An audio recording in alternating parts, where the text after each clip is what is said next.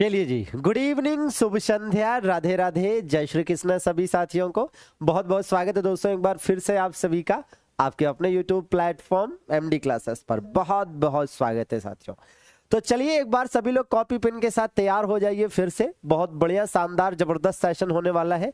सबसे पहले top 50 questions देखेंगे और उसके बाद AK-47 बूस्टर देखेंगे, एकदम शानदार जबरदस्त गोलियों के अंदाज में शानदार से फैक्ट्स। ठीक है, तो एक घंटे में एक नजर सब कवर अंदाज में 50 MCQs और 47 फैक्ट्स एंड फिगर्स वाले क्वेश्चंस। तो कुल मिलाकर तकरीबन 100 क्वेश्चन और एक्सप्लेनेशन उच्च कोटि का। तो चलिए भैया शुरू करते हैं। भाई हमारे साथ जुड़ चुके हैं हेमराज, मलिंगा, सूरज, अमरजीत, दिलीप, अनिल, बहुत बहुत स्वागत है भाई। अनुराग, मीनाक्षी, बहुत बहुत स्वागत है भाई। सन्नो, मोस्ट वेलकम भाई। अजीत, चलिए भाई सुनील, लेकर चलते हैं सीधे आपको पहले प्रश्न की ओर। बाकी आपने देखा होगा कि आगाज हो चुका है रण का, बस आपकी अपनी तैयारी को मजबूत धार देने की बारी है और इस बार जीत की आपकी तैयारी है। एमडी क्लासेस ने ठाना है आपको इस बार नौकरी दिलाना है, वर्दी पहनाना है।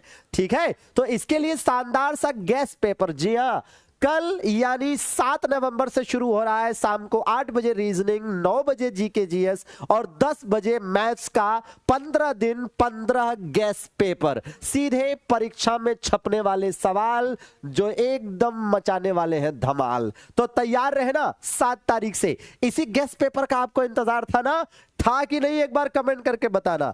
चलिए और लेकर चलते हैं सीधे आपको पहले प्रश्न की ओर। आंसर देना अनिवार्य है, ठीक है। सभी लोग आंसर फेंकते जाओ भैया, फेंको आंसर, फेंको जल्दी फेंको। चलिए, कह रहा है गांधी इरविन समझौते के हस्ताक्षरित होने में किसने महत्वपूर्ण भूमिका निभाई थी। चलिए फटाफट बताएंगे भैया, बहुत बढ़िया। देखिए ऐसा है, गांधी इरविन समझौते के बारे में आपने कभी न कभी पढ़ा होगा, है ना। गांधी इरविन समझौते के बारे में आपने कभी न कभी पढ़ा होगा। आप यह जानते हैं कि गांधी इरविन समझौता जो है ये एग्जैक्टली 5 मार्च 1931 को हुआ था। एम आई राइट? पढ़ा है ना। कहां पर हुआ था ये समझौता? दिल्ली में हुआ था और इसीलिए साथियों इसे दिल्ली समझौता भी कहा जाता है। कहां क्या कहा जाता है? दिल्ली समझौता भी कहा जाता है। इस समझौते की मुख्य बात क्या थी? इस समझौते की मुख्य बात यह थी कि सविनय अवज्ञा आंदोलन जो चल रहा था उस समय, उस सविनय अवज्ञा आंदोलन को क्या किया जाएगा? सविनय अवज्ञा आंदोलन को रद्द किया जाए। और दूसरी शर्त यह थी कि आईएनसी मतलब इंडियन नेशनल कांग्रेस महात्मा गांधी के नेतृत्व में द्वितीय गोलमेज सम्मेलन में हिस्सा लेगी। आईएनसी द्वितीय गोलमेज सम्मेलन में हिस्सा लेगी जो कि लंदन में होना था। सम्मेलन में हिस्सा लेगी, ठीक है ना, हिस्सा लेगी भैया, ठीक है, मतलब शामिल होगी, अपना डेलीगेट भेजेगी। और तीसरी शर्त क्या थी भैया? कि भाई जिनके ऊपर हिंसा के आरोप नहीं है उनको रिहा कर दिया जाएगा जो जेल में बंद है। जिनके ऊपर हिंसा के आरोप नहीं है, ठीक है, हिंसा के आरोप नहीं है उनको रिहा कर दिया जाए। आरोप नहीं है उनकी रिहाई, उनकी क्या भैया? उनकी जेल से रिहाई, ठीक है। हाँ जी, तो ये 3 मुख्य शर्तें थी साथियों किसकी? दिल्ली समझौते की, जिसे गांधी इरविन समझौता भी कहा जाता है। क्लियर बात है ना। अब ये पॉइंट्स जो आपको याद करने हैं ये तो है, ये आपने कभी न कभी शायद पढ़ा होगा, लेकिन हमने इससे एक स्टेप आगे बढ़कर क्वेश्चन पूछा है कि ये बताओ कि इसमें महत्वपूर्ण भूमिका किसने निभाई थी? तो तेज बहादुर सप्रू ने इसमें महत्वपूर्ण भूमिका निभाई थी। मजेदार प्रश्न है। तो चलिए अगले प्रश्न की तरफ चले। ठीक है भैया, तो चलिए अगले प्रश्न की तरफ चलेंगे, बिल्कुल जबरदस्त जिंदाबाद धमाकेदार अंदाज में। आइए देखा जाए 1916 में भारतीय राष्ट्रीय कांग्रेस के लखनऊ अधिवेशन की अध्यक्षता किसने की थी भैया? फटाफट बताएंगे। पहले ही गिल्ली उड़ गई? अच्छा ठीक है, चलो इसका आंसर बताओ फिर। 1916 का साथियों जो भारतीय राष्ट्रीय कांग्रेस का अधिवेशन था, पहली बात तो ये लखनऊ में हुआ, आपको याद होना चाहिए, ठीक है। दूसरी बात, इसकी खासियत क्या थी? इसकी कई सारी खासियत थी। इसी में साथियों, इसी में क्या हुआ था? इसी में लखनऊ समझौता हुआ था। इसी में क्या हुआ था? इसी में लखनऊ समझौता हुआ था। लखनऊ समझौता वैसे किसके किसके बीच हुआ था भाई? कांग्रेस और मुस्लिम लीग के बीच में हुआ था। दूसरी बात इसमें क्या हुई थी? इसमें साथियों नरम व गरम दल एक हो गए थे। नरम व गरम दल क्या हुए थे भैया? एक हो गए थे। और याद करिए कि इसी सम्मेलन में गांधी जी की पहली मुलाकात किससे हुई? गांधी जी पहली बार किससे मिले? यहां पर पहली बार मिले गांधी जी यहां पर किससे? एक तो भैया पंडित जवाहरलाल नेहरू से और दूसरा राजकुमार शुक्ल से। और राजकुमार शुक्ला जी कहां से आए थे? बिहार के चंपारण से आए थे भैया। तो इसकी अध्यक्षता व्यवस्था कौन कर रहे थे? अंबिका चरण मजूमदार। क्या नाम था इनका पूरा? अंबिका चरण मजूमदार। क्या नाम था भैया? अंबिका चरण मजूमदार। ठीक बात है, अंबिका चरण मजूमदार, पक्की बात है।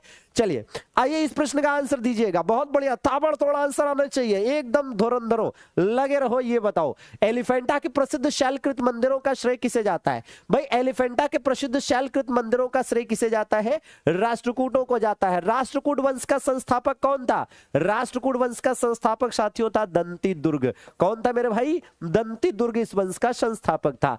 राष्ट्रकूटों के समय में ही आप याद करिए तो जो एलोरा की गुफाएं हैं, कौन सी? एलोरा की गुफाएं भी किस काल की है? एलोरा की गुफाएं भी साथियों इसी के समय की है। ठीक है, एलोरा की गुफाएं भी राष्ट्रकूटों के समय की है। तो याद रहे कि राष्ट्रकूटों के समय में ही एलिफेंटा की गुफाएं और एलोरा की गुफाओं का निर्माण हुआ था। चलिए ये बताइए किस गवर्नमेंट ऑफ इंडिया एक्ट द्वारा केंद्र में द्वैध शासन प्रणाली लागू की गई थी?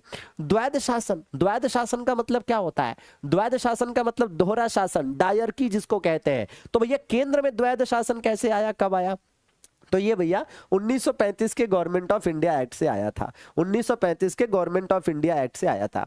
अकबर का प्रसिद्ध राजस्व मंत्री कौन था? अकबर का साथियों प्रसिद्ध राजस्व मंत्री कौन था? ये था साथियों टोडरमल। और याद करिए कि टोडरमल की मदद से ही, टोडरमल की मदद से ही क्या किया गया था?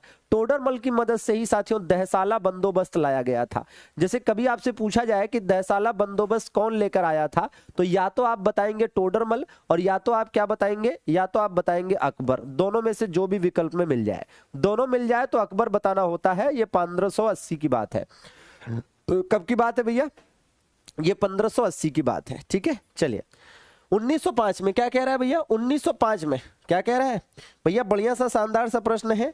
और यहां पर कहा जा रहा है कि 1905 की बात हो रही है और कह रहा है कि 1905 में बंगाल विभाजन जब आगे बढ़ा, बंगाल विभाजन के विरोध में, तो कौन सा आंदोलन चला भैया? स्वदेशी आंदोलन चला। ठीक है, कौन सा आंदोलन? स्वदेशी आंदोलन। अच्छा यह भी याद रखिएगा कि स्वदेशी आंदोलन को और क्या कहा जाता है? इसे बंग भंग आंदोलन भी कहा जाता है। किस नाम से इसे जाना जाता है? इसे बंग भंग आंदोलन के नाम से भी जाना जाता है। ठीक है, चलिए ये बताइएगा। बहुत अच्छे। कह रहा अखिल भारतीय किसान सभा के प्रथम सत्र की अध्यक्षता किसने की थी? हाँ जी, आंसर देते चलना, नोट करते चलना, लास्ट में पूछूंगा किसके कितने क्वेश्चन सही हुए। ठीक है भाई, याद करिए अखिल भारतीय किसान सभा की स्थापना कब हुई थी? तो इसकी स्थापना दोस्तों हुई थी वर्ष 1936 में। कहां पर स्थापना हुई थी? लखनऊ में स्थापना हुई थी। इसके अध्यक्ष कौन थे भैया? स्वामी सहजानंद सरस्वती इसके क्या थे भैया? इसके अध्यक्ष थे। ठीक है, इसके अध्यक्ष थे। जबकि एनजी रंगा इसमें क्या थे भैया? तो इसमें सचिव या सेक्रेटरी बनाए गए थे। सचिव या सेक्रेटरी बनाए गए थे। तो इसका राइट आंसर क्या हो जाएगा? स्वामी सहजानंद सरस्वती। एक बात और है कि अगर हम 1936 की बात करें तो 1936 में और क्या हुआ था? 1936 में यही लखनऊ में ही कांग्रेस का अधिवेशन हुआ था, जिसके अध्यक्ष पंडित जवाहरलाल नेहरू थे। कौन अध्यक्ष थे भैया इसके? इसके अध्यक्ष थे पंडित जवाहरलाल नेहरू। क्लियर बात है, पंडित जवाहरलाल नेहरू। ठीक है, चले महात्मा गांधी के चंपारण सत्याग्रह का विरोध किसने किया था? एकदम बिल्कुल क्वेश्चन जैसे जैसे चेंज होकर जैसे फंसाता है आपको एग्जाम में, वैसे टाइप कर लेकर आए हैं। चलिए फटाफट बताएंगे भैया। ठीक है भाई, बताएंगे। तो राइट आंसर क्या हो जाएगा? राइट आंसर हो जाएगा साथियों एनजी रंगा। ठीक है, तो चंपारण सत्याग्रह यह गांधी जी का पहला सत्याग्रह था, वर्ष 1917 में हुआ। और गांधी जी को इसके लिए प्रेरित करने वाले कौन थे? इस आंदोलन को करने के लिए प्रेरित करने वाले राजकुमार शुक्ल थे साथियों। और इन्हीं के कहने पर गांधी जी यहां पर आए थे। और महात्मा गांधी को इस आंदोलन की सफलता पर महात्मा की उपाधि किसने दी थी? महात्मा की उपाधि रविन्द्रनाथ टैगोर के द्वारा इसकी सफलता पर दिया गया। ठीक है ना, मतलब इस आंदोलन की सफलता पर दिया गया। इस आंदोलन की सफलता पर, इस बात को भी एज इट इज ध्यान देने की जरूरत है, सफलता पर। क्लियर बात है भैया? ठीक है, चलिए अगले प्रश्न की तरफ रुख करें।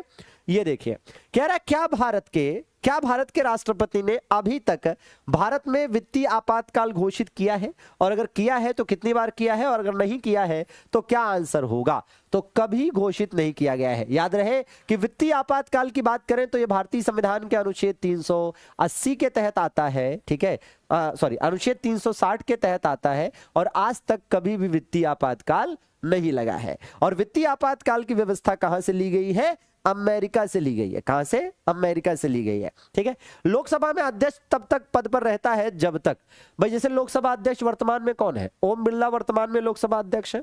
क्लियर बात है? वर्तमान में लोकसभा अध्यक्ष कौन है? ओम बिरला है। तो कोई भी अध्यक्ष कब तक रहता है? तो इसमें देखिएगा, इसका राइट आंसर होगा अगली लोकसभा के गठन न हो जाए। तो जब तक अगली लोकसभा का गठन न हो जाए तब तक अध्यक्ष अपना पद नहीं छोड़ता है। इसका राइट आंसर डी होना चाहिए। ठीक है ना। अब जो लोग ए बता रहे हैं तो भैया समझिए कि इसका राइट आंसर डी होगा। ठीक है, चलिए आगे देख लिया जाए भैया। बिल्कुल, ये देखिए कह रहा है क्या, भारतीय संविधान में शामिल नीति निर्देशक सिद्धांत कहां से लिए गए हैं?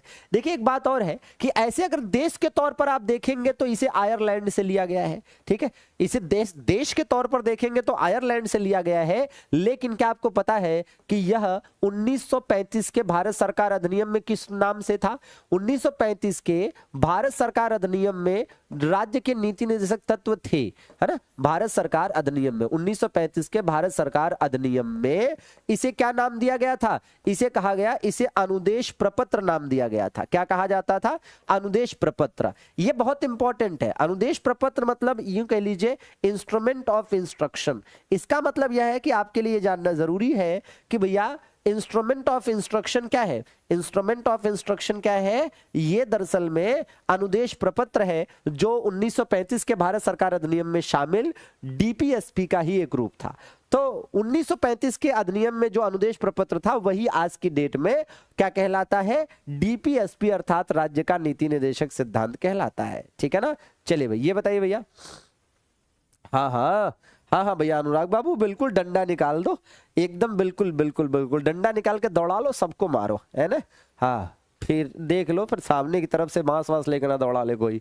चलो, वर्ष 2011 की जनगणना के अनुसार भारत की जनसंख्या घनत्व, भाई देखिए सर्वाधिक कहां पर है? याद करिए, सर्वाधिक जनघनत्व कहां पर है? सर्वाधिक भैया बिहार में है। और अगर केंद्र शासित प्रदेशों की बात करें तो दिल्ली में है। ठीक है। और न्यूनतम कहां पर है? तो न्यूनतम साथियों अरुणाचल प्रदेश में है। कहां पर? अरुणाचल प्रदेश में। जनघनत्व क्या होता है? तो प्रति वर्ग किलोमीटर में निवास करने वाली जनसंख्या, निवास करने वाली आबादी।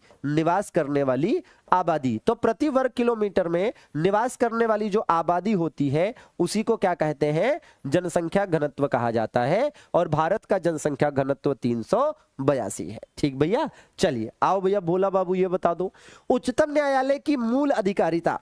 ठीक है भाई, उच्चतम न्यायालय की मूल अधिकारिता के अंतर्गत क्या आता है? क्या आप जानते हैं मूल अधिकारिता का मतलब क्या है? मूल अधिकारिता का मतलब है कि ऐसे मामले, है ना, ऐसे मामले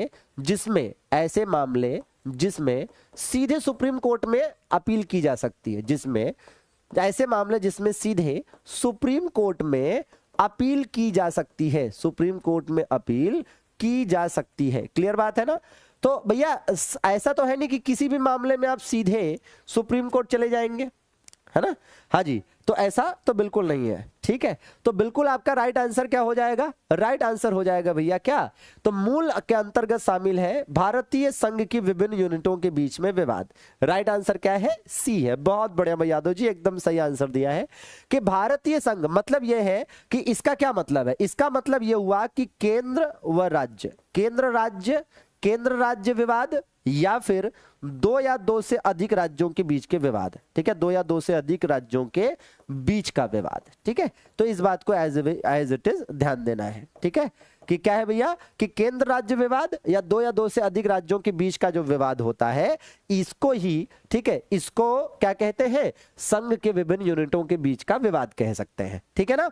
और ये ऐसे मामले में सीधे सुप्रीम कोर्ट में सुनवाई होगी। ठीक है, तो मूल का मतलब ये हो गया कि ऐसे मामले जिसमें सीधे सुप्रीम कोर्ट में ही सुनवाई होगी, इसे मूल या प्रारंभिक क्षेत्राधिकार भी कहा जाता है। इसे और क्या कहा जाता है? इसे प्रारंभिक क्षेत्राधिकार भी कहा जाता है। ठीक है ना, इसे प्रारंभिक क्षेत्राधिकार या ज्यूरिडिक्शन भी कहा जा सकता है।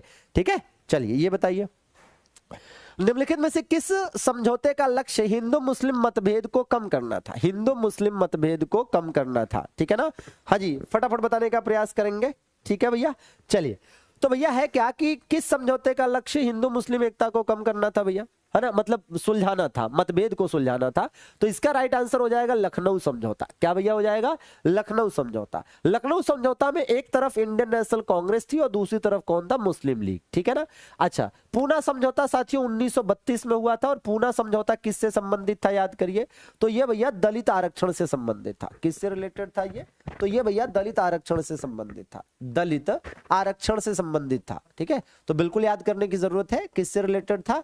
दलित आरक्षण से संबंधित था। ठीक है, गांधी इरविन समझौता आपको याद होगा 1931 में हुआ था और यह सविनय अवज्ञा आंदोलन को खत्म करने से संबंधित था। 1526 ईस्वी के पूर्व बाबर ने भारत पर कितनी बार आक्रमण किया था? 1526 ईस्वी से पूर्व बाबर के द्वारा भारत पर कितनी बार आक्रमण किया गया था? ठीक है ना, बिल्कुल। तो भैया 5 बार। कितनी बार? 5 बार। अब इसमें आप देखिएगा, जैसे ये कहां पर मिलता है कि 5 बार इसने आक्रमण किया था, ये इसकी आत्मकथा बाबरनामा के अनुसार। ठीक है, 5 बार इसने आक्रमण किया था, किसके अनुसार? बाबरनामा के अनुसार। ठीक है, बाबरनामा के अनुसार इसने भाई 5 बार भारत पर आक्रमण किया था। तो वो चीज आपको ध्यान देनी है कि इसकी आत्मकथा में ये बात स्वयं ही बताई गई है।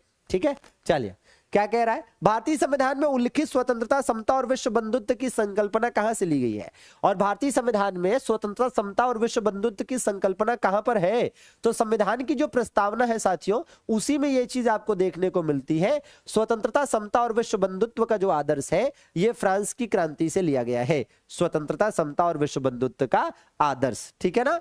अच्छा, अगर आपको याद हो तो अमेरिका के संविधान से क्या लिया गया है? अमेरिका के संविधान से तो नहीं, लेकिन अमेरिका की क्रांति से लिया गया है हम भारत के लोग। ठीक है ना। हाँ जी भैया, हम भारत के लोग। और इसी प्रकार से रूस की क्रांति से लिया गया है सामाजिक, आर्थिक एवं राजनीतिक न्याय। ठीक है, चलिए। राष्ट्रपति और उपराष्ट्रपति की अनुपस्थिति में राष्ट्रपति के कार्यों का निर्वहन कौन करता है? भाई देखो, ऐसा है कि जैसे प्रेसिडेंट है, अब प्रेसिडेंट नहीं है तो उसकी जगह पर कौन काम करेगा? वाइस प्रेसिडेंट काम करेगा। वो भी नहीं है तो भैया चीफ जस्टिस ऑफ इंडिया। ठीक है, और वो भी नहीं, अगर ये भी नहीं है तब क्या होगा? अगर ये भी नहीं है तो जो सीनियर मोस्ट जज होगा सुप्रीम कोर्ट का, सीनियर मोस्ट जज of supreme court, senior most जज ऑफ सुप्रीम कोर्ट भैया। ठीक है ना, तो एज इट इज याद कर लेना है। तो इसका राइट आंसर क्या हो जाएगा? और ऐसा एक ही बार केवल आज तक हुआ है जब एम हिदायतुल्लाह को एज अ प्रेसिडेंट काम करना पड़ा था। ठीक है, भारत में नियोजित विकास का विरोध किसने किया था? भारत में नियोजित विकास का विरोध किसने किया था? भारत में नियोजित विकास का विरोध किसने किया था? तो भैया महात्मा गांधी के द्वारा नियोजित विकास का विरोध किया गया, क्योंकि महात्मा गांधी ग्रामीण अर्थव्यवस्था के समर्थक थे। इन्होंने ग्रामोदय से भारत उदय की संकल्पना दी। ग्रामोदय से भारत उदय की संकल्पना इन्होंने दी थी, ग्रामोदय से भारत उदय। ठीक है ना। तो कई बार ये क्वेश्चन पूछा भी जाता है कि ग्रामोदय से भारत उदय की संकल्पना किसने दी थी? ठीक है ना, तो ग्रामोदय से भारत उदय की संकल्पना इन्हीं के द्वारा साथियों दी गई थी। ठीक बात है। चलिए अगले प्रश्न को देख लिया जाए। कह रहा वैदिक साहित्य की रचना किस काल में हुई थी? वैदिक साहित्य की रचना किस काल में हुई थी? देखिए, वैदिक साहित्य की अगर हम बात करते हैं, वैदिक साहित्य की बात करते हैं, तो वैदिक साहित्य को आप ऐसे याद कर सकते हैं ट्रिक के साथ, वेब आऊं वेद। क्या ट्रिक याद करना है? वेब आऊं वेद। इस ट्रिक से क्या फायदा है? वेब आऊं वेद। इस ट्रिक से फायदा यह है कि वे से क्या हो जाएगा? वेद। तो सबसे पहले वेद लिखे गए, उसके बाद क्या लिखा गया? इसके बाद ब्राह्मण ग्रंथ लिखा गया। क्या? ब्राह्मण ग्रंथ लिखा गया। इसके बाद क्या लिखा गया? इसके बाद आरण्यक लिखे गए। क्या लिखा गया? आरण्यक। इसके बाद क्या लिखा गया? इसके बाद उपनिषद लिखे गए। ठीक है, और लास्ट में क्या लिखा गया? लास्ट में दोस्तों वेदांग लिखा गया। ठीक है ना। अब इसका राइट आंसर आपके हिसाब से क्या होना चाहिए? जो दो दिए गए विकल्प है, जो दिए गए विकल्प है, इनमें सबसे अप्रोप्रिएट आंसर ये वाला है, इसके बीच में। ठीक है, इसके बीच में। और ये वाला क्यों बता रहा हूं? क्योंकि वैदिक साहित्य, वैसे भाई वैदिक काल का टाइम पीरियड क्या है? वैदिक काल का टाइम पीरियड एग्जैक्टली है 1500 से क्या 1500 से 600 ईसा पूर्व। अब आप बताइए कि भैया इसके हिसाब से सबसे अप्रोप्रिएट आंसर क्या है? सी है। हालांकि ये वाला ऑप्शन में होना चाहिए था, अगर ये ऑप्शन में होता तो यही आंसर होता। ठीक बात है ना। चलिए आगे देख लिया जाए भैया। ये बताइए, किसकी दृष्टि में क्रिप्स प्रस्ताव एक टूटते हुए बैंक के नाम उत्तर दिनांकित चेक था? ठीक है ना। हाँ जी, देखिए तो है क्या कि भाई क्रिप्स प्रस्ताव की अगर हम बात करें तो क्रिप्स प्रस्ताव कब आया था? क्रिप्स प्रस्ताव भैया वर्ष 1942 में आया था। और क्रिप्स प्रस्ताव में क्या कहा गया था? क्रिप्स प्रस्ताव में संविधान सभा के गठन की मांग को स्पष्ट रूप से, ठीक है, स्वीकार किया गया था। स्पष्ट रूप से, एकदम स्पष्ट रूप से। अरे दद्दा 3500 ईसा पूर्व से 2500 ईसा पूर्व क्यों होगा भाई? ये तो वैदिक काल का टाइम पीरियड कहीं से कहीं तक नहीं है, ठीक है। ये तो वैदिक काल का टाइम पीरियड कहीं से कहीं तक नहीं है, ठीक है। यहां तक कि सिंधु घाटी सभ्यता का भी वो नहीं है, ठीक है। तो वो कैसे हो जाएगा आंसर? राइट आंसर इसका हो जाएगा महात्मा गांधी, ठीक है। तो संविधान सभा के गठन की मांग को क्रिप्स मिशन के माध्यम से अंग्रेजों ने स्पष्ट रूप से स्वीकार किया था, ठीक है। तो इसी को post dated cheque Mahatma Gandhi ने कहा, क्योंकि इसमें कहा गया था कि भाई जो द्वितीय विश्व युद्ध है उसके बाद इसका गठन किया जाएगा, ठीक है ना। चलिए भैया ये बताइए भैया, बताएंगे निम्नलिखित में से क्या राज्य का अनिवार्य तत्व नहीं है भैया? बताएंगे भाई रवि बाबू, संजू, शुभम, बहुत बढ़िया, विश्वकर्मा जी बताएंगे। देखो भैया ऐसा है कि अगर राज्य के अनिवार्य तत्वों की बात हो कि क्या क्या राज्य का अनिवार्य तत्व होता है, तो इसमें सबसे पहले नंबर पर आता है संप्रभुता। क्या भैया? संप्रभुता, ठीक है। हाँ जी संप्रभुता, ठीक है, संप्रभुता आता है। और क्या है भैया इसमें? भैया क्या आता है भाई? क्षेत्र भी आता है, क्षेत्र, ठीक है, क्षेत्र भी आता है, जनसंख्या भी आती है। क्या आता है भैया? जनसंख्या भी आती है। और क्या आता है ना? तो भैया क्षेत्र, और इसके अलावा एक चीज और आएगी, सरकार। क्या आएगा भैया? सरकार। तो इसके हिसाब से इसका राइट आंसर क्या हो जाना चाहिए? इसका राइट आंसर होना चाहिए संस्थाएं। क्या होना चाहिए? संस्थाएं, ठीक है। तो इस बात का ध्यान दीजिएगा कि जो राज्य के अनिवार्य तत्व है उसमें ये चार, मतलब क्या है भाई? इसका बड़ा सीधा सा मतलब क्या है, ठीक है ना। इसका सीधा सा मतलब है कि राज्य किसे कहते हैं? राज्य किसे कहा जाता है? ऐसे राज्य उसे कहते हैं जिसके पास अपनी, है ना, अपना निर्णय लेने की आजादी हो, ठीक है। जिसके पास एक कोई क्षेत्र हो, वहां लोग रहते हो और उसे चलाने वाली एक सरकार हो, ठीक है। और इसमें भी सबसे महत्वपूर्ण कौन सा है? इन चारों में से अगर सबसे महत्वपूर्ण पूछेगा तो ये बताएंगे, ठीक है भाई संजीत। सबसे महत्वपूर्ण, इन चारों में सबसे महत्वपूर्ण अगर पूछेगा तब ये हो जाएगा, ठीक है। तो चार अगर पूछता है तो ये चार है, और इन चारों में सबसे महत्वपूर्ण है तब ये होगा, ठीक है ना। बिल्कुल भाई यादव जी। चलिए आगे देख लिया जाए। निम्नलिखित में से किस वर्ष गांधी और इरविन के बीच में समझौता हुआ था भैया? तो गांधी जी और इरविन के बीच में जो समझौता हुआ था, ये साथियों आप याद करिए कि एग्जैक्टली 5 मार्च 1931 को हुआ था, ठीक है ना। हाँ जी। और याद रहे कि इन्हें दो महात्मा किसने कहा था? इन्हें दो महात्मा किसने कहा था? इन्हें दो महात्मा कहा, किसने कहा था? यह कहा गया था सरोजनी नायडू के द्वारा। तो सरोजनी नायडू ने गांधी इरविन समझौते के समय इन दोनों लोगों को क्या कहा था? दो महात्मा कहा था। यह क्वेश्चन भी पूछा गया है, ठीक है, कि गांधी इरविन समझौते के दौरान गांधी जी और इरविन को दो महात्मा किसने कहा था? बात है। अच्छा चलिए और आगे देखें। निम्नलिखित में से किस शासक ने जजिया समाप्त किया भैया? इसमें से किस शासक के द्वारा जजिया कर को समाप्त किया गया था? बताएंगे भाई। तो देखिए जजिया कर की बात करते हैं तो पूरी बात अगर हो जाए जजिया कर के बारे में, देखिए जजिया कर को भारत में जिन लोगों से रिलेटेड है, जैसे एक नाम है मोहम्मद बिन कासिम का, एक नाम है साथियों मोहम्मद फिरोज तुगलक का, एक नाम है जैनुल आबदीन का, ठीक है। किसका नाम है? जैनुल आबदीन का नाम है, जैनुल आबदीन का नाम है। इसी प्रकार से एक नाम है साथियों इसमें अकबर का। किसका भैया? अकबर का नाम है। इसी प्रकार से एक नाम इसमें औरंगजेब का भी है। किसका है भैया? औरंगजेब का भी है। और इसी प्रकार से एक नाम इसमें फर्रुख शेर का है। किसका है? फर्रुख शेर का है। और इस प्रकार से इसमें एक नाम मोहम्मद शाह रंगीला का है। क्यों नाम है भैया? जरा देख लेते हैं इन सब के बारे में। देखिए भाई भारत में पहली बार लगाया, पहली बार, ठीक है, पहली बार लागू किसने किया? भारत के संदर्भ में पहली बार जजिया इसी ने लागू किया था। कहां लागू किया था? सिंध में लागू किया था। कहां पर? सिंध प्रदेश में, ठीक है भैया। अच्छा मोहम्मद फिरोज तुगलक पहली बार ब्राह्मणों से किसने वसूला? पहली बार ब्राह्मणों पर किसने लगाया? तो पहली बार ब्राह्मणों पर जजिया लगाने वाला शासक कौन हुआ? मोहम्मद फिरोज तुगलक हुआ, ठीक है। पहली बार बैन किसने किया? पहली बार बैन करने वाला मुस्लिम शासक, पहली बार बैन करने वाला अगर मुस्लिम राजा की बात हो तो इसी का नाम आएगा। मुस्लिम राजा की बात हो तो इसी का नाम आएगा, ठीक है। 1564 में किस मुगल शासक ने बैन किया था? तो 1564 में बैन करने वाला पहला मुगल शासक ये था, ठीक है। अकबर ने जब बैन किया था तो किस मुगल शासक ने इसे पुनः लागू किया? तो भैया औरंगजेब ने। और इसे पुनः किसने बैन किया? तो पुनः साथियों बैन किया फर्रुखशियर ने औरंगजेब के लागू करने के बाद। ठीक है, अब यहां पर क्या है, पुनः लागू किसने किया, तो पुनः लागू किया मोहम्मद शाह रंगीला ने। लेकिन यह भी है कि अंतिम रूप से बैन करने का काम भी इसी ने किया, अंतिम रूप से बैन करने का या खत्म करने का काम भी इसी ने किया। बात समझ रहे हैं? तो यहां पर एक पूरी ये लिस्ट जो बन रही है ये आपके लिए काफी महत्वपूर्ण है, और आप देखेंगे तो इसकी एक स्क्रीनशॉट तो बनती है, इसकी एक स्क्रीनशॉट तो भैया बनती है ना। तो चलिए एक स्क्रीनशॉट फटाफट ले लीजिए, बाकी इसका आंसर जो है लगा लीजिए कि क्या हो जाएगा इसका आंसर। ठीक है, तो किसने समाप्त किया था, दिए गए विकल्पों में से किसने समाप्त किया था, अकबर ने।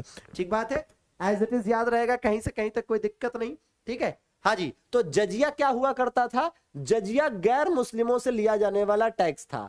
तो ऐसे लोग जो है ना मुस्लिम नहीं थे, ठीक है, ऐसे लोग जो मुस्लिम नहीं थे उनसे ये टैक्स लिया जाता था। अब आप कहेंगे देखिए ऐसा है, वास्तव में एक बात समझिएगा कि शुरू में जजिया कर लिया जाता था तो शुरू में ठीक था, शुरू में ठीक था, लेकिन आगे चलकर क्या हुआ, आगे चलकर इसमें दिक्कतें हुई। ठीक है, आगे चलकर इसका दुरुपयोग हुआ। ठीक है ना, हाँ जी भैया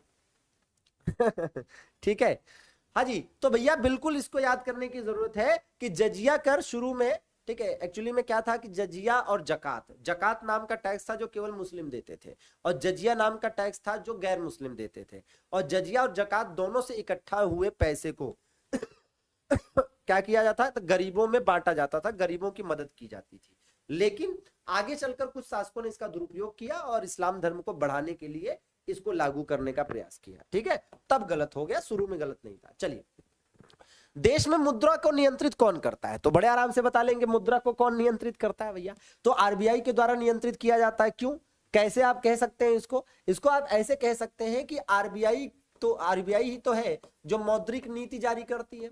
भाई मौद्रिक नीति जारी कौन करता है, मौद्रिक नीति या है ना, मौद्रिक नीति जारी करने का काम आरबीआई करती है। ठीक है ना, आरबीआई करती है, और मौद्रिक नीति के माध्यम से जो रेपो रेट होता है, रिवर्स रेपो रेट होता है, या फिर जो बैंक रेट होता है, ठीक है, या सीआरआर होता है, या फिर एसएलआर होता है, तो ये क्या है, ये मौद्रिक नीति के हिस्से हैं। ये मौद्रिक नीति मॉनेटरी पॉलिसी के अंतर्गत आते हैं, और मौद्रिक नीति के अंतर्गत जो रुपया होता है, जो मुद्रा होता है, उसको कहीं ना कहीं कंट्रोल किया जाता है। ठीक है ना, उसी के हिसाब से महंगाई वगैरह कम ज्यादा भी आराम से हो जाती है। ठीक है ना, चलिए, कह रहा किस साम्राज्य को हिंदुत्व का स्वर्ण युग माना जाता है। जहां तक स्वर्ण युग का सवाल है, देखिए मैं आपको स्वर्ण युग स्पेशल बता दूं, बिल्कुल वीके का जी के अंदाज में, स्वर्ण युग स्पेशल। ठीक है, स्वर्ण युग स्पेशल। ठीक है, जैसे मान लीजिए कि आपसे अगर कहा जाए, अगर आपसे कहा जाए कि ये बताइए कि भारतीय इतिहास का स्वर्ण काल, ठीक है, भारतीय इतिहास का स्वर्ण काल किसे कहोगे। ठीक है ना, भारतीय इतिहास का, या फिर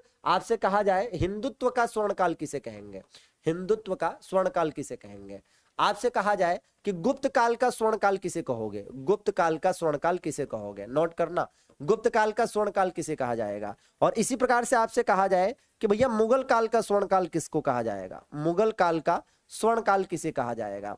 अगर आपसे कहा जाए कि ठीक है तेलुगु साहित्य का स्वर्ण काल किसे कहा जाएगा, तेलुगु साहित्य का स्वर्ण काल किसे कहा जाएगा। समझ रहे हो, किसी भी किताब में एक जगह पर नहीं मिलेगा, याद रखना, इसलिए आज नोट कर लीजिए। ठीक है ना, हाँ जी। और बाकी इसी प्रकार से क्या, इसी प्रकार से याद करिए कि चित्रकला का स्वर्ण काल किसे कहा जाएगा, चित्रकला का स्वर्ण काल, चित्रकला का स्वर्ण काल किसे कहा जाएगा, चित्रकला का। ठीक है, चित्रकला का स्वर्ण काल। और इसी प्रकार से याद करिए, अगर आपसे कहा जाए कि स्थापत्य कला का स्वर्ण काल, किसका भैया, स्थापत्य कला का स्वर्ण काल, स्थापत्य कला का स्वर्ण काल। ठीक है, तो भैया इसको अब नोट करिए जरा, है ना, यह सारा कुछ नोट करिए एक ही जगह पर, बिल्कुल वीके का जी के अंदाज। तो भैया देखो इसका आंसर क्या होगा, इसका आंसर होगा गुप्त काल। क्या आंसर होगा इसका, गुप्त काल। और इसका भी आंसर क्या होगा, इसका भी आंसर साथियों गुप्त काल होगा, इसका भी आंसर गुप्त काल होगा। ठीक है, और इसका क्या होगा, इसका होगा चंद्रगुप्त द्वितीय का शासनकाल। ठीक है ना, इसका क्या होगा भैया, इसका आंसर होगा शाहजहां का शासनकाल। किसका, शाहजहां का शासनकाल। ठीक है, इसका क्या होगा, इसका होगा कृष्णदेवराय का शासनकाल, कृष्णदेवराय जिसके समय में अष्ट दिग्गज रहा करते थे। ठीक है, हाँ जी। और ये देखिएगा चित्रकला का स्वर्ण काल भाई जहांगीर का शासनकाल, किसका, जहांगीर का शासनकाल। ठीक है ना, जहांगीर का शासनकाल। और स्थापत्य कला का स्वर्ण काल शाहजहां का शासनकाल। ठीक बात है ना, तो इस चीज को थोड़ा सा ध्यान रखना है आपको, इस चीज को आपको ध्यान रखना है भैया, बहुत ज्यादा इंपॉर्टेंट है, बहुत ही ज्यादा। ठीक है, तो एज इट इज एक स्क्रीनशॉट लेना तो बनता ही है, एज इट इज एक स्क्रीनशॉट लेना बनता है भैया। ठीक है, तो जरा स्क्रीनशॉट ले लीजिए, ये वीके का जी के अंदाज है ना। हाँ जी, दिमाग में भी छपेगा और पेपर में भी फंसेगा। वीके का जी के है, दिमाग में भी छपेगा, पेपर में भी फंसेगा। ठीक है, चलिए भैया। हाँ, एनटीपीसी का पापड़ कब होगा? बस होली बाद। कब है होली वैसे, है ना। हाँ, हिंदी साहित्य का स्वर्णकाल, मुगलों में हिंदी साहित्य का स्वर्णकाल, अकबर का शासनकाल। ठीक है ना, चलिए भैया देख लिया जाए, अगले प्रश्न की तरफ चले। अनुराग बेटा पढ़ाई ध्यान दे लो, नहीं तो फिर जिंदगी किनारे लग जाएगी और बाकी तो ठीक है सितारों में टंग जाएगी। ये बताइए, भारत के संविधान में मौलिक अधिकारों के अनुसार बंधुआ मजदूरी पर रोक किसके तहत है? बंधुआ मजदूरी पर रोक जरा बताइएगा भैया। ठीक है भैया, जी देखिए एक बात समझिए कि है क्या, इसके लिए एक कानून भी है, अगर आपको याद हो तो, बंधुआ मजदूर उन्मूलन अधिनियम, याद है? बंधुआ मजदूर उन्मूलन अधिनियम, याद है ना।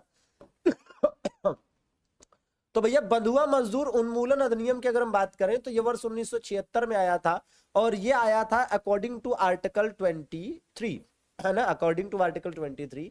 और शोषण के विरुद्ध अधिकार जो है, इसमें दो ही अनुच्छेद आते हैं, एक तो अनुच्छेद 23 और दूसरा अनुच्छेद 24। इसमें आता है ह्यूमन ट्रैफिकिंग। क्या आता है इसमें? इसमें क्या आता है भैया? इसमें आता है ह्यूमन ट्रैफिकिंग, आता है ना, ह्यूमन ट्रैफिकिंग इसके अंतर्गत आता है। ठीक है, और इसके अंतर्गत क्या आता है? इसके अंतर्गत आता है चाइल्ड लेबर। क्या आता है इसके अंतर्गत भैया? चाइल्ड लेबर इसके अंतर्गत आता है। सिंपल सी चीज है। ठीक है, हाँ जी, चले अगले प्रश्न की ओर। जी हाँ, सेशन को लाइक करने में कंजूसी, वाह वाह वाह वाह, क्या बात क्या बात। आइए ये बताइए। चलिए, उच्च तापक्रम पर पृथ्वी की सतह के नीचे स्थित गैस युक्त पिघली हुई चट्टान को क्या कहा जाता है? देखो भैया, धरती के नीचे जो पिघली हुई जो चट्टान होती है, जब धरती के अंदर होती है तो उसको कहते हैं मैग्मा, और जब बाहर आ जाती है तो उसको कहते हैं क्या? लावा। ठीक है, तो जब धरती के अंदर रहती है तो मैग्मा, और बाहर आ जाए तो लावा। ठीक है, तो कहीं से कहीं तक कोई दिक्कत नहीं है। ठीक है ना, चलिए आगे देख लिया जाए भैया। भाई कह रहा है ओलंपिक झंडे में कितने रिंग्स होते हैं? ओलंपिक झंडे में देखिए, जैसे ये ब्लू, ठीक है, आज ब्लू है, पानी पानी, है ना। तो भैया जरा देखो, तो ये जो ब्लू वाला झंडा है ये किसके लिए है? ये यूरोप के लिए है। किसके लिए है? यूरोप के लिए। जो ब्लैक वाला है ये किसके लिए है? ये अफ्रीका महाद्वीप को दर्शाता है। ये रेड वाला किसको दर्शाता है? नॉर्थ और साउथ अमेरिका को दर्शाता है। ठीक है, जो येलो वाला है ये किसको दर्शाता है? ये एशिया को दर्शाता है। और जो ये ग्रीन वाला है ये किसको दर्शाता है? ये ऑस्ट्रेलिया को दर्शाता है। किसको भैया? ऑस्ट्रेलिया को। तो इस प्रकार से कितने रिंग्स है? 5 रिंग्स है। कितने भैया? 5 रिंग्स है। ठीक है ना, चलिए अगले प्रश्न की तरफ चले। ये बताइए, निम्नलिखित में से कौन सा शास्त्रीय नृत्य नहीं है? इसमें से कौन सा शास्त्रीय नृत्य नहीं है? ये तो बड़े आराम से आप बता लेंगे। क्यों भैया? चलिए बताएंगे। बहुत बढ़िया, शानदार। तो भैया रासलीला, रासलीला उत्तर प्रदेश का है, लेकिन यह शास्त्रीय नृत्य नहीं है बल्कि लोक नृत्य है ना। उत्तर प्रदेश का शास्त्रीय नृत्य क्या है? उत्तर प्रदेश का शास्त्रीय नृत्य कथक है। ठीक है भैया, बाकी रही बात शास्त्रीय नृत्यों की, तो आप जानते हैं कि भैया कुल मिलाकर भारत में जो अलग अलग शास्त्रीय नृत्य आपको देखने को मिलते हैं, 8 शास्त्रीय नृत्य। ठीक है, ये बताइए। कह रहा है घरेलू हिंसा महिला सुरक्षा कानून। देखिए साथियों, हम बात करते हैं अगर प्रमुख कानूनों की, आपदा प्रबंधन अधिनियम, याद करिए, आपदा प्रबंधन अधिनियम मतलब डिजास्टर मैनेजमेंट एक्ट। ठीक है ना, हाँ जी, 2005 में आया था और 2006 में लागू हुआ था। ठीक है भैया, इसी प्रकार से साथियों नरेगा एक्ट, नरेगा अधिनियम, नरेगा अधिनियम के साथ भी ऐसा ही हुआ। ठीक है, कि 2005 में आया और 2006 में लागू हुआ। ठीक है, अच्छा एक आया सूचना का अधिकार अधिनियम। क्या भैया? सूचना का अधिकार अधिनियम, मतलब सूचना का अधिकार मतलब आरटीआई की बात हो रही है। तो सूचना का अधिकार अधिनियम के साथ लेकिन ऐसा हुआ कि 2005 में आया और 2005 में ही लागू हो गया। ठीक है भैया, इसी वर्ष साथियों लाया गया क्या? घरेलू हिंसा, महिला घरेलू हिंसा संरक्षण अधिनियम। ठीक है, महिला घरेलू हिंसा संरक्षण अधिनियम। क्या? महिला घरेलू हिंसा संरक्षण अधिनियम। तो महिला घरेलू हिंसा संरक्षण अधिनियम कब आया? तो ये भैया आया 2005 में ही आया, 2005 में ही आया। ठीक है, कब आया? 2005 में ही आया। और इसी वर्ष एक और अधिनियम आया, क्या? विशेष आर्थिक क्षेत्र अधिनियम। क्या भैया? विशेष आर्थिक क्षेत्र अधिनियम, विशेष आर्थिक क्षेत्र। देखिए बता इसलिए रहा हूं क्योंकि एक ही जगह पर आपको ये याद हो जाएगा कि भैया 2005 में देख रहे हो कितने अधिनियम आए हैं, ये सब 2005 वाले अधिनियम है, ये सब 2005 वाले अधिनियम है। एक ही जगह पर सब रट डालो, ठीक है ना, एकदम रट्टाफिकेशन कर डालो। 2005 के हैं ये सारे के सारे अधिनियम, ठीक है ना, बिल्कुल। तो एज इट इज याद कर लीजिए, देखिए 1 2 3 4 5, 2005 में 5 प्रमुख अधिनियम, ठीक है। वैसे 2005 में होने को बहुत कुछ हुआ है, लेकिन फिलहाल इतना इंपॉर्टेंट तो आप याद कर ही सकते हैं। चला जाए आगे, बताओ भारत छोड़ो प्रस्ताव पारित होने के बाद गांधी जी को कहां कैद किया गया था? भारत छोड़ो प्रस्ताव, चलिए भैया फटाफट बताएंगे भैया। बिल्कुल बिल्कुल, देखिए ऐसा है कि अगर आप याद करें तो यरवदा जेल में कब रखा गया था इनको? सविनय अवज्ञा आंदोलन के दौरान इनको यरवदा जेल में रखा गया था। सविनय अवज्ञा आंदोलन के दौरान महात्मा गांधी को, सविनय अवज्ञा आंदोलन के दौरान महात्मा गांधी को यरवदा जेल में रखा गया था, ठीक है भैया। और आगा खां पैलेस में रखा गया था 1942 के भारत छोड़ो आंदोलन के दौरान। 1942 के भारत छोड़ो आंदोलन के दौरान अहमदनगर के किले में किसे रखा गया था? तो भैया पंडित जवाहरलाल नेहरू को रखा गया था। पंडित जवाहरलाल नेहरू को रखा गया था, सरदार वल्लभ भाई पटेल को रखा गया था, ठीक है। और इसी प्रकार से आप याद करें तो इस दौरान हजारीबाग जेल में किसे रखा गया था? हजारीबाग जेल में भारत छोड़ो आंदोलन के दौरान किसे रखा गया था? हजारीबाग जेल जो कि झारखंड में है, यहां पर रखा गया था जयप्रकाश नारायण को। किसको भैया? जयप्रकाश नारायण को, ठीक है, नारायण नारायण। और इस दौरान साथियों याद करिए कि भाई पटना की बांकीपुर जेल में किसे रखा गया था? तो बांकीपुर पटना में किसे रखा गया था? तो बांकीपुर पटना में रखा गया था डॉक्टर राजेंद्र प्रसाद को। अब एक बात अगर आप गौर करें, एक बात अगर आप गौर करें तो भैया महात्मा गांधी को जेल में नहीं रखा गया।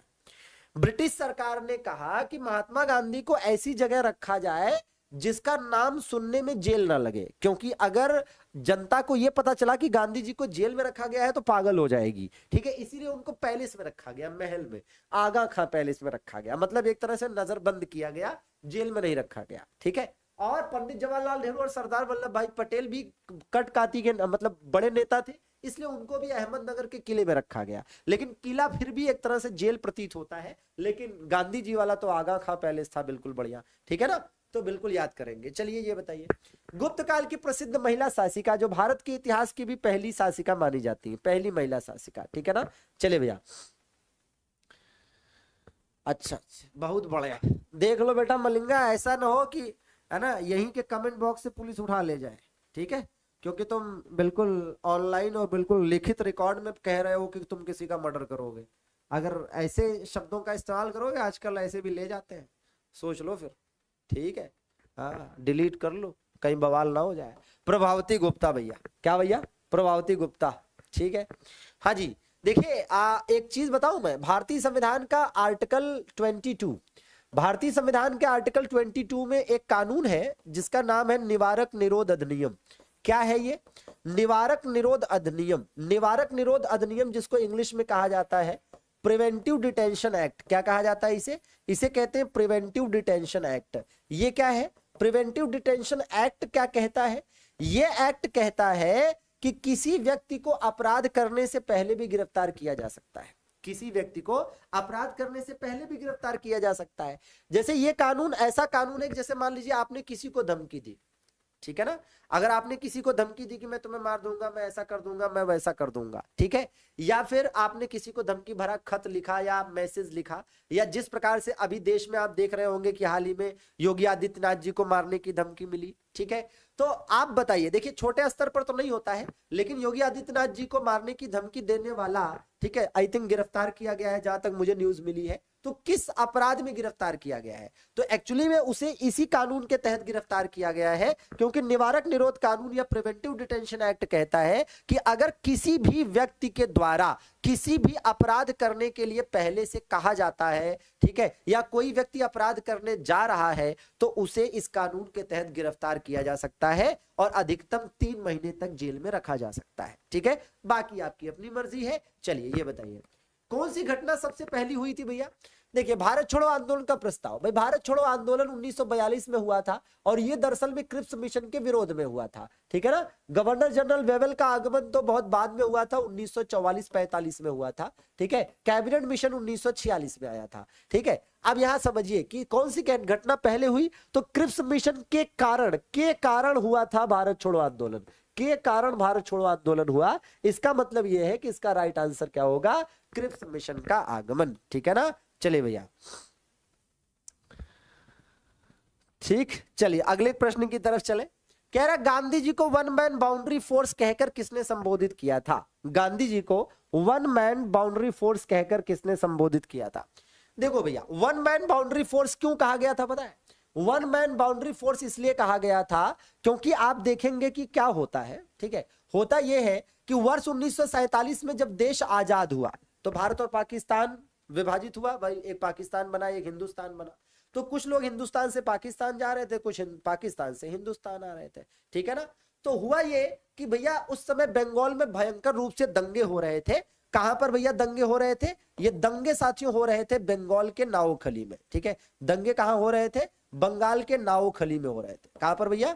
नाओखली बंगाल में दंगे हो रहे थे। और इस दंगे को शांत कराने के लिए गांधी जी गए और गांधी जी ने इस दंगे को शांत करा दिया। तो माउंटबेटन ने कहा कि जिस दंगे को हजारों हथियार बंद सिपाही शांत नहीं करा सकते थे वो गांधी जी ने अकेले कर दिया। वाकई में वो वन मैन बाउंड्री फोर्स है, ठीक है ना। हाँ जी, तो बहुत बड़े दंगे को गांधी जी ने अकेले शांत करा दिया था, ठीक है, समझा बुझाकर लोगों को। सुंदरबन राष्ट्रीय उद्यान, साथियों सुंदरबन राष्ट्रीय उद्यान आपको अगर याद हो तो ये सबसे बड़ा रामसर साइट भी है। ये क्या है? ये सबसे बड़ा रामसर साइट भी है, ठीक है, सबसे बड़ा रामसर साइट भी है, ठीक है। कहां पर स्थित है? पश्चिम बंगाल में स्थित है। और ये रॉयल बंगाल टाइगर के लिए प्रसिद्ध है। किसके लिए प्रसिद्ध है? रॉयल बंगाल टाइगर के लिए प्रसिद्ध है, ठीक है ना, बिल्कुल। ठीक, क्या कह रहा है? निम्नलिखित मगध राजवंशों का क्रम। देखिए इसके लिए एक सिंपल सी ट्रिक है जो हमने आपको पहले भी बताई है कि मगध में हसीन माशूका, ठीक है, मगध में हसीन माशूका, इस ट्रिक से आपको याद हो जाएगा, ठीक है। अब देखिए क्या है कि पहले तो ये कि यहां पर लिखा हुआ है मगध में, दूसरी बात क्या है? ह से हर्यक वंश, ठीक है ना, हर्यक वंश। सी से क्या हो जाता है? सी से हो जाता है शिशुनाग वंश, ठीक है ना, शिशुनाग वंश। न से क्या हो जाता है? नंद। म से क्या हो जाता है? मौर्य, ठीक है। सु से क्या हो जाता है? सुंग। और फिर क से क्या हो जाता है? कण्व। तो ये सीक्वेंस हो जाता है, ये सीक्वेंस हो जाता है, बड़े आराम से आप याद कर लेंगे, ठीक है ना। हाँ जी भैया, अच्छा तो बिल्कुल है ना, ये गोगो सोगो पोगो जो भी हो बस शांत हो जाओ। इसके बाद कमेंट आया तो सीधा ब्लॉक, ठीक है ना, अंतिम वार्निंग है। चलिए तो आप यहां पर देख सकते हैं, तो भैया 4 से शुरू करेंगे, ठीक है। हर्यक वंश शिशुनाग मतलब 4 2 है ना 1 3, 4 2 1 3, राइट आंसर सी हो जाएगा, ठीक है भैया। चलो ये देखो, शक संवत किसने और कब शुरू किया था भैया? शक संवत किसने और कब शुरू किया था? चलिए बताएंगे। तो भैया कनिष्क के द्वारा 78 ईस्वी में शुरू किया गया था अपने राज्याभिषेक के उपलक्ष्य में, ठीक है, अपने राज्याभिषेक के उपलक्ष्य में, ठीक है। तो एज इट इज आपको याद कर लेना है, ठीक है। देखिए कौन कौन सा संवत है? एक विक्रम संवत इंपॉर्टेंट है, कहीं कहीं पर 57 तो कहीं कहीं पर 58 एडी लिखा रहता है, ठीक है ना। अच्छा बाकी शक संवत की बात करें तो शक संवत भैया 78 एडी लिखा रहता है, 78 ईस्वी। गुप्त संवत की बात करें तो गुप्त संवत 320 ईस्वी में या एडी में शुरू हुआ था, ठीक है। हर्ष संवत कब शुरू हुआ था? 606 ईस्वी या एडी में शुरू हुआ था। हिजरी संवत कब शुरू हुआ था? हिजरी या मुस्लिम संवत 622 ईस्वी में या एडी में शुरू हुआ था। इसी प्रकार से एक है इलाही संवत जो कि अकबर के द्वारा 1583 ईस्वी में शुरू किया गया था, ठीक बात है। तो एज इट इज आपको याद कर लेना है, ठीक है भैया, बिल्कुल। चलिए अगले प्रश्न की तरफ चले भैया, ठीक। ये बताइए, कह रहा दिल्ली के सुल्तान का पद संभालने से पहले बलबन किस सुल्तान का प्रधानमंत्री था भैया? किस सुल्तान का, ठीक है ना। हाँ बिल्कुल बिल्कुल, चलिए तो एकदम बिल्कुल आपको याद करना है, बहुत शानदार भाई संजीत, बिल्कुल सही बात है। शक संवत को 22 मार्च 1957 को भारत के राष्ट्रीय कैलेंडर के रूप में स्वीकार किया गया था। राइट आंसर इसका है साथियों नसीरुद्दीन महमूद तुगलक, ठीक है, सॉरी नासिरुद्दीन महमूद। जो नसीरुद्दीन महमूद है ना, ये दरअसल में बलबन का दामाद था, बलबन का दामाद भी था, ठीक है ना, बिल्कुल। तो अपनी बेटी का विवाह नासिरुद्दीन महमूद से कराकर बलबन ने ही नासिरुद्दीन महमूद को सुल्तान बनाया था। और नासिरुद्दीन महमूद दिल्ली सल्तनत के सुल्तानों में सबसे सीधा साधा सुल्तान था। यहां तक कि कुरान की आयतें लिखकर और है ना टोपी सीकर उसे मार्केट में बेचकर अपना पालन पोषण कर रहा था। केंद्रीय बकरी अनुसंधान संस्थान कहां पर स्थित है भैया? केंद्रीय बकरी अनुसंधान संस्थान साथियों मथुरा में है। और मथुरा में भी एग्जैक्टली कहां पर? मथुरा के मखदूम में। कहां पर? मथुरा के मखदूम में स्थित है, ठीक है ना। चलिए ये बताइए जरा, कह रहा अंतरराष्ट्रीय मुद्रा कोष का मुख्यालय कहां पर स्थित है भैया? IMF साथियों, जिसमें आप देखेंगे तो 189 देश सदस्य हैं। इसका मुख्यालय कहां पर स्थित है? वॉशिंगटन डीसी में। कहां पर भैया? वॉशिंगटन डीसी में ही आप देखेंगे साथियों, यहीं पर वर्ल्ड बैंक का भी मुख्यालय है। और ये साथियों पोटोमैक नदी के किनारे स्थित है, और ये अमेरिका की, है ना, क्या है भैया, राजधानी भी है। आप जानते हैं कि आज डोनाल्ड ट्रम्प अमेरिका के राष्ट्रपति बन गए। तो भैया अमेरिका में राष्ट्रपति चुनाव पहली बार 1789 में हुआ था, और वॉशिंगटन, ये जो जॉर्ज वॉशिंगटन आप देख रहे हैं, यही अमेरिका के पहले राष्ट्रपति बने थे, और वो भी निर्विरोध चुने गए थे, मतलब इनके अगेंस्ट किसी ने इलेक्शन नहीं लड़ा था। ठीक है, हाँ जी, तो बिल्कुल याद रखेंगे, डोनाल्ड ट्रंप इज बैक। ठीक है, चलिए ये बताइएगा। ठीक है, कह रहा है प्लासी के युद्ध के समय बंगाल का नवाब कौन था भैया? तो आप जानते हैं कि उस समय बंगाल का नवाब कौन था? ये था भैया सिराजुद्दौला। ठीक है, सिराजुद्दौला उस समय बंगाल का नवाब था, और सिराजुद्दौला का दामाद ही इसका सेनापति था, जिसने इससे धोखेबाजी करी, और इसी की धोखेबाजी की वजह से यहां पर हार मिली। ठीक है भैया, चलिए ऑपरेशन दोस्त। ऑपरेशन दोस्त भी कुछ समय पहले चलाया गया था, तो बताएंगे ऑपरेशन दोस्त किसके लिए था? तो तुर्की और सीरिया में जो भूकंप आए थे, तो वहां पर भारत ने जो राहत सामग्री पहुंचाई है, उसी का नाम ऑपरेशन दोस्त दिया था। ठीक है ना, ऑपरेशन दोस्त दिया था। ठीक है, चलिए भैया ये देखिए, कह रहा है एशिया की अंडों की टोकरी किसे कहा जाता है? अंडों की टोकरी किसे कहा जाता है? ठीक है, हाँ जी बिल्कुल भैया आकाश, एकदम सही बात। मीर जाफर को क्लाइव का गीदड़ कहते हैं। तो आंध्र प्रदेश को साथियों अंडों की टोकरी कहते हैं। किसे? आंध्र प्रदेश को अंडों की टोकरी कहते हैं। और कोलकाता को कहते हैं क्या? महलों का शहर। क्या कहा जाता है इसे? इसे महलों का शहर कहा जाता है। महलों का शहर या सिटी ऑफ पैलेसेस कहते हैं। इसके अलावा इसे पूर्व का बोस्टन भी कहा जाता है। क्या कहा जाता है इसे? पूर्व का बोस्टन भी कहा जाता है। और याद रहे, बेंगलुरु को क्या कहते हैं भैया? इसे स्पेस सिटी कहा जाता है। क्या कहा जाता है? स्पेस सिटी कहा जाता है। और इसके अलावा इसे सिलिकॉन घाटी तो कहा ही जाता है। क्या कहा जाता है? सिलिकॉन घाटी तो इसे कहते ही कहते हैं। ठीक है, चलिए ये देखिए, कह रहा है भैया कि my journey transforming dreams in action. My journey transforming dreams in action. ठीक है भैया, तो ये किसकी आत्मकथा है? ये साथियों एपीजे अब्दुल कलाम की आत्मकथा है। एपीजे अब्दुल कलाम की एक और आत्मकथा है, विंग्स ऑफ फायर। क्या भैया? Wings of fire. तो याद रहे कि विंग्स ऑफ फायर भी इनकी आत्मकथा है, और my journey transforming dreams in action भी इनकी आत्मकथा है। ठीक है ना, चलिए आगे देख लिया जाए। लाल कृष्ण आडवाणी ने अपनी आत्मकथा जो लिखी, इसका नाम क्या था बताए? इसका नाम है साथियों माई कंट्री माई लाइफ। ठीक है, काफी इंपॉर्टेंट है, माई कंट्री माई लाइफ। ठीक है, माई कंट्री माई लाइफ। ठीक है, चलिए ये बताइए, भारत में लिग्नाइट का सबसे बड़ा उत्पादक कौन है? भारत में लिग्नाइट का सबसे बड़ा उत्पादक कौन है भैया? देखो ऐसा है, कोयले के प्रकार की अगर हम बात करें, ठीक है, अगर हम कोयले की बात करें, तो कोयले के प्रकार में आप देखते हैं कि क्या होता है कि भैया सबसे बढ़िया किस्म का कोयला होता है एंथ्रेसाइट। कौन सा होता है? एंथ्रेसाइट होता है। दूसरे नंबर पर होता है आपका लिग्नाइट। ठीक है ना, क्या भैया? लिग्नाइट। और कौन सा है? बिटुमिनस। ठीक है, बिटुमिनस। ठीक है, बिटुमिनस। ठीक है, और एक कौन सा होता है? पीट होता है। ठीक है ना, पीट लोहा। अब इसमें क्या है कि सबसे बेकार, सबसे अच्छा है ना, ये सबसे अच्छा किस्म का कोयला है। सबसे अच्छा किस्म का कोयला ये है, सबसे अच्छा। और सबसे बेकार किस्म का कोयला कौन सा होता है? तो सबसे बेकार किस्म का कोयला ये है। सबसे बेकार किस्म का कोयला ये वाला है। ठीक बात है, हाँ जी, सबसे बेकार किस्म का कोयला। अब आप देखेंगे कि भारत में सर्वाधिक, भारत में है ना, भारत में सर्वाधिक विस्तार किस कोयले का है? भारत में सर्वाधिक भंडार किस कोयले का है? तो भारत में सर्वाधिक भंडार इसी का है। ठीक है, भारत में सर्वाधिक भंडार इसी का है, जो मुख्य रूप से कहां पाया जाता है? जो मुख्य रूप से झारखंड में पाया जाता है। जो मुख्य रूप से झारखंड में पाया जाता है। ठीक है ना, हाँ जी भैया। इसी प्रकार से आप देखिए, लेकिन लिग्नाइट कोयला कहां मिलता है? लिग्नाइट कोयला तमिलनाडु में मिलेगा। ठीक है ना, लिग्नाइट कोयला कहां मिलेगा? तमिलनाडु में मिलेगा। ठीक है ना, चलिए भैया बिल्कुल इसे विशेष रूप से ध्यान दीजिएगा। ठीक है भैया, अच्छा भाई अमन बाबू हॉस्पिटल से क्लास ले रहे हो, क्या हो गया धंधा? चलो, तो एज इट इज आपको याद करने की जरूरत है, तमिलनाडु के नेवेली में लिग्नाइट कोयला मुख्य रूप से मिल जाएगा। ठीक है, हाँ जी बिल्कुल, इसको भूरा कोयला भी कहते हैं, एकदम सही बात। चलिए, हाँ लद्दाख में थोड़ा बहुत, जम्मू कश्मीर वाले एरिया में भी, ठीक है, लद्दाख और जम्मू कश्मीर में थोड़ा बहुत लिग्नाइट सॉरी एंथ्रेसाइट कोयला मिल जाता है। वर्तमान में भारत में कुल कितने हाथी रिजर्व है? अब याद करिए कि ये साथियों प्रोजेक्ट हाथी के तहत हाथी रिजर्व बनाने शुरू हुए थे। प्रोजेक्ट हाथी के तहत हाथी रिजर्व बनाया जाना शुरू हुआ था वर्ष 1992 में प्रोजेक्ट हाथी आया था। ठीक है। और पहला कौन सा था भैया, तो पहला साथियों याद करिए कि मयूरभंज, ठीक है, मयूरभंज, ठीक है, मयूरभंज क्या नाम था, पहला एलिफेंट रिजर्व बताइए जरा, पहला एलिफेंट रिजर्व बताइए। बाकी 33वां एलिफेंट रिजर्व साथियों उत्तर प्रदेश में तराई एलिफेंट रिजर्व के नाम से स्थापित किया गया है, उत्तर प्रदेश में तराई एलिफेंट रिजर्व के नाम से स्थापित किया गया है। और याद होगा आपको कि पहला एलिफेंट रिजर्व झारखंड में स्थापित किया गया था, कहां पर, झारखंड के सिंहभूमि जिले में, कहां पर, झारखंड के सिंहभूमि जिले में स्थापित किया गया था। आज की डेट में 33 एलिफेंट रिजर्व हो गए हैं, ठीक है।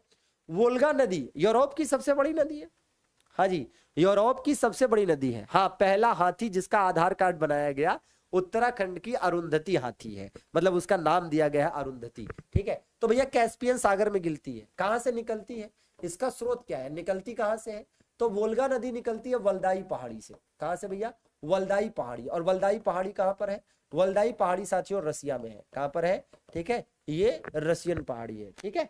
तो बिल्कुल आप एक चीज देखिए ना, वल्दाई और वोल्गा मिलता जुलता वर्ड नहीं है, ठीक है ना। चलिए आगे देख लिया जाए। हाँ जी, राष्ट्रीय फिल्म पुरस्कार पहली बार किस वर्ष प्रदान किए गए थे, तो पहली बार जो राष्ट्रीय फिल्म पुरस्कार दिया गया था, देखिए राष्ट्रीय फिल्म पुरस्कार, चलिए बताने का प्रयास करेंगे। वैसे आपको याद होगा 1954 में पहली बार भारत रत्न दिया गया था कि नहीं।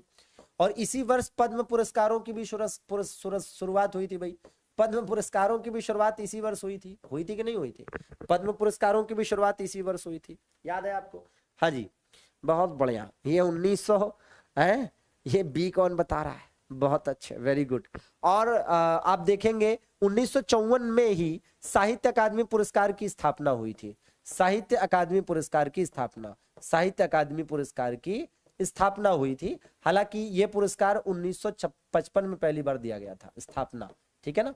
हाँ जी, तो इसका राइट आंसर क्या हो जाएगा, 1954, ठीक है। चलिए आगे देख लिया जाए, ये बताइए भैया।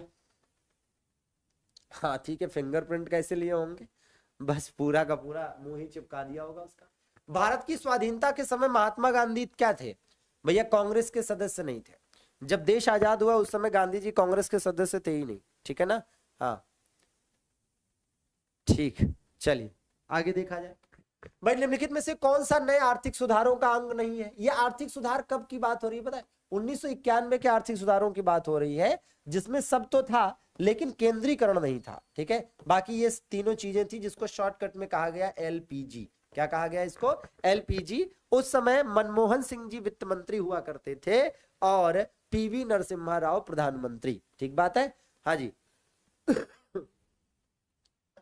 ठीक है, चलिए।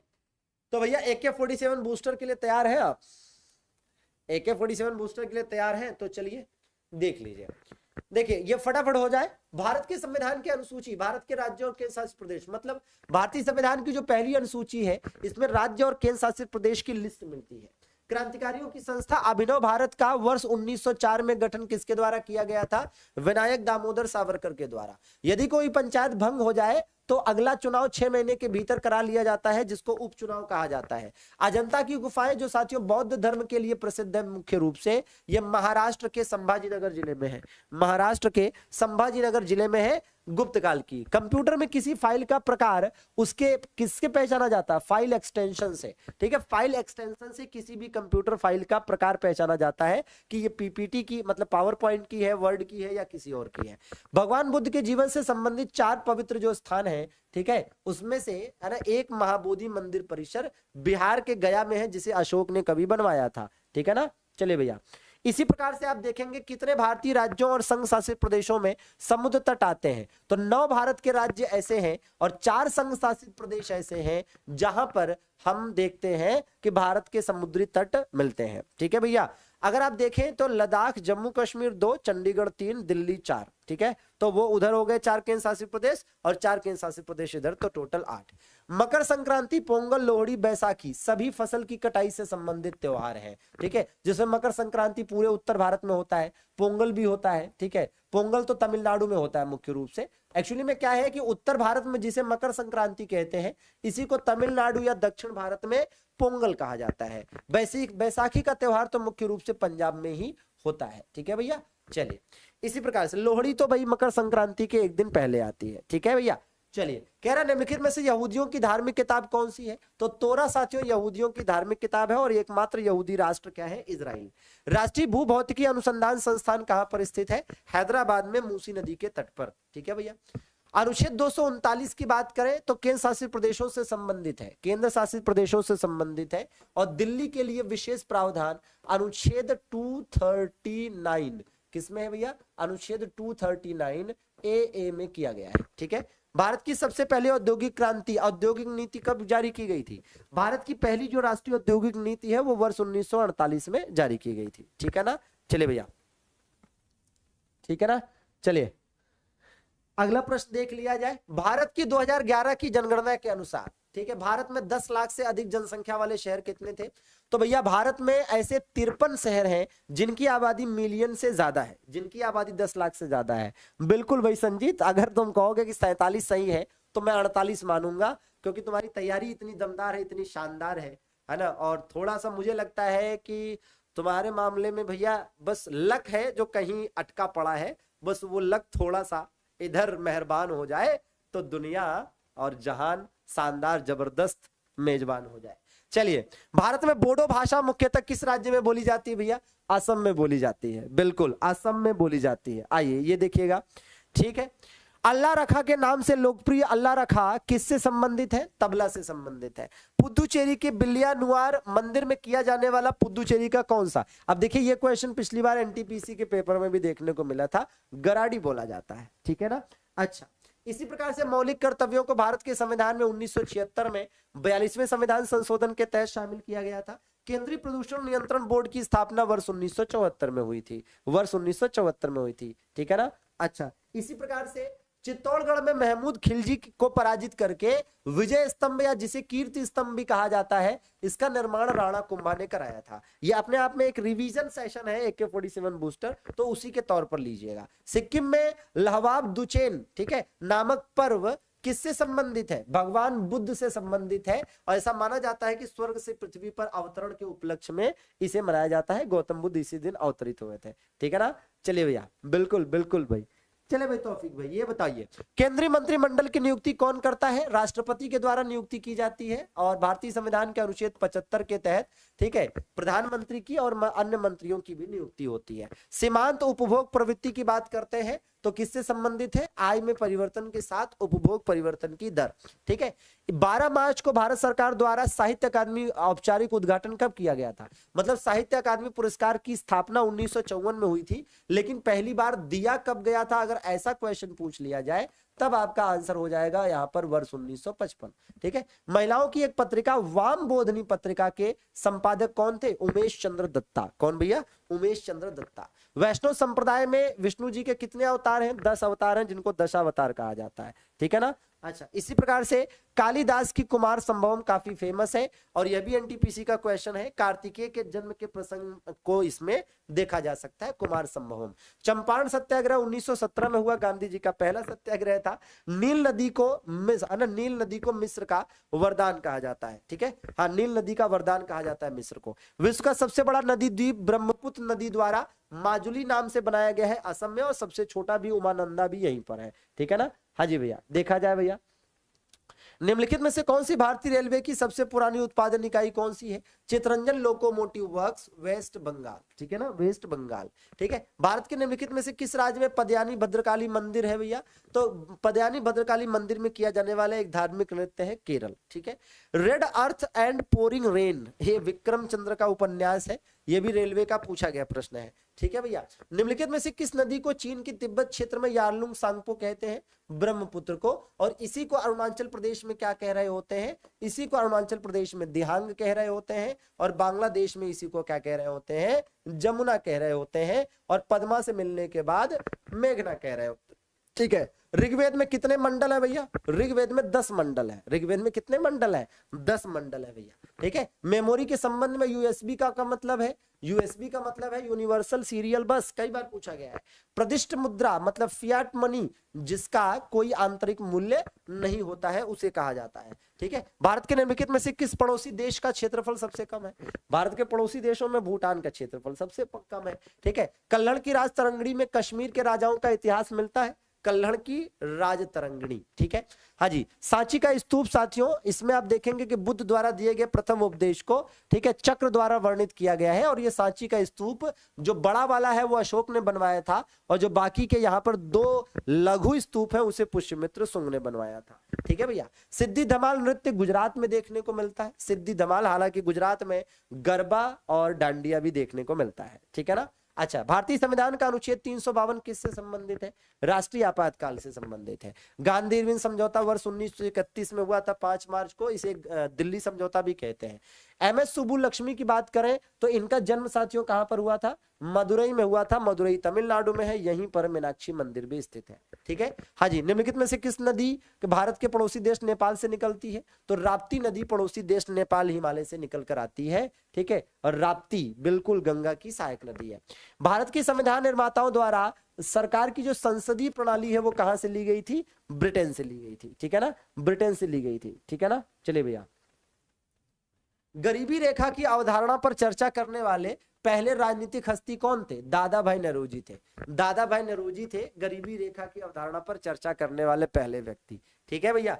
चलिए, और ये अंतिम कि भैया भारत के, ये भी पिछली बार के एनटीपीसी का क्वेश्चन है, हाँ, कि भारत के राष्ट्रीय ऑर्केस्ट्रा के संस्थापक कौन थे? रविशंकर। ठीक है, और जब ये पहली बार क्वेश्चन आया था तो किसी से नहीं हुआ था। चलिए, AK-47 बूस्टर, आई होप कि बहुत मजा आया होगा। और कल से आपका गेस्ट पेपर शुरू हो रहा है, तो 15 दिन 15 गेस्ट पेपर के लिए तैयार रहिए। गेस्ट पेपर का मतलब होता है सीधा एग्जाम हॉल वाली फीलिंग आपको आने वाली है। ठीक है ना। चलिए, तो कल से आपको 8 बजे, 9 बजे और 10 बजे क्रमशः रीजनिंग, जीएस और मैथ की शानदार सी क्लासेस देखने को मिलेंगी। टेलीग्राम से पीडीएफ को प्राप्त कर लीजिएगा।